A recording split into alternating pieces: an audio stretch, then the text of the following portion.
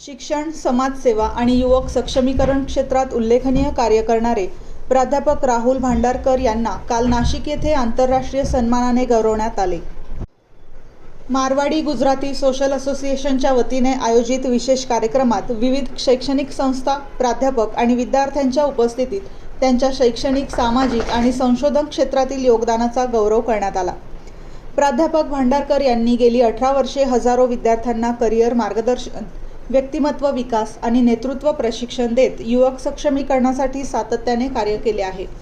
शिक्षणासोबतच समाजसेवा, संशोधन आणि राष्ट्रीय विषयांवरील त्यांचे योगदानही विशेष उल्लेखनीय मानले जाते.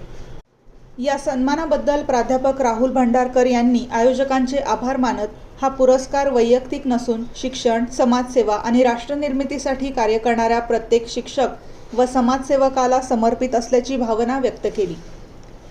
नाशिकमधील हा आंतरराष्ट्रीय सन्मान त्यांच्या कार्याचा आणखी एक महत्त्वाचा टप्पा ठरला आहे. MG न्यूज प्रतिनिधी निलेश शेकोकार, नाशिक. पर्यंत बिना वीज आवाज देण्याचा अनुभव आहे. माझा आवाज पोहोचतोय सगळ्यांपर्यंत. पालघर जिल्ह्यातल्या आदिवासी भागामध्ये मी काम करतो. नारी सक्षम तो परिवार सक्षम, परिवार सक्षम तर राष्ट्र सक्षम आणि राष्ट्र सक्षम तर विश्व सक्षम.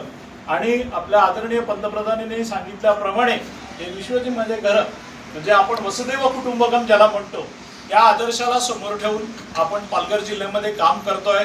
सर्व आदिवासी भगिनींना बांबू हस्तकलेच्या मार्फत आपण घरोघरी त्यांची हस्तकला आपल्या संपूर्ण भारत देशामध्ये सर 39,000 पिनकोड्स आहेत आणि आज अभिमानाने आपण सांगू इच्छितो त्या 39,000 पिनकोड पैकी 27,000 पिनकोड मध्ये आपल्या आदिवासी भगिनींना बनवलेल्या हस्तकला पोहोचत आहेत आणि त्यामुळे एका प्रकारे आदिवासी समाजाची जी संस्कृती आहे ती जतन करण्याचं काम करत आहे. कारण आपण प्रत्येक गोष्टीचं सोंग घेऊ शकतो पण अर्थकारणाचं सोंग घेऊ शकत नाही.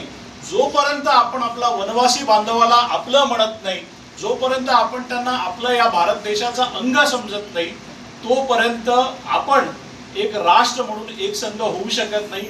आणि त्यासाठी सगळ्यात महत्त्वाचा घटक या जिल्ह्यातला पालघर असो, नाशिक असो याच्यात बहुसंख्य आदिवासी वनवासी भाग आहे आणि तो भूभाग आपण जतन केला पाहिजे. यासाठी त्या नारींना आपण सक्षम करण्याचं काम बांबू हस्तकलेमार्फत करत आहोत.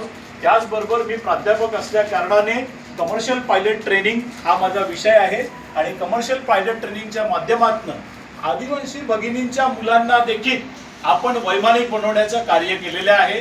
तेही कोणत्याही प्रकारे सरकारी अनुदान न घेता, सरकारी मदत न घेता, कारण स्वावलंबी आणि स्वाभिमानावर जगण्याची शिकवण पहिल्यापासून त्यांना द्यावी यासाठी. जय हिंद, जय महाराष्ट्र, वंदे मातरम.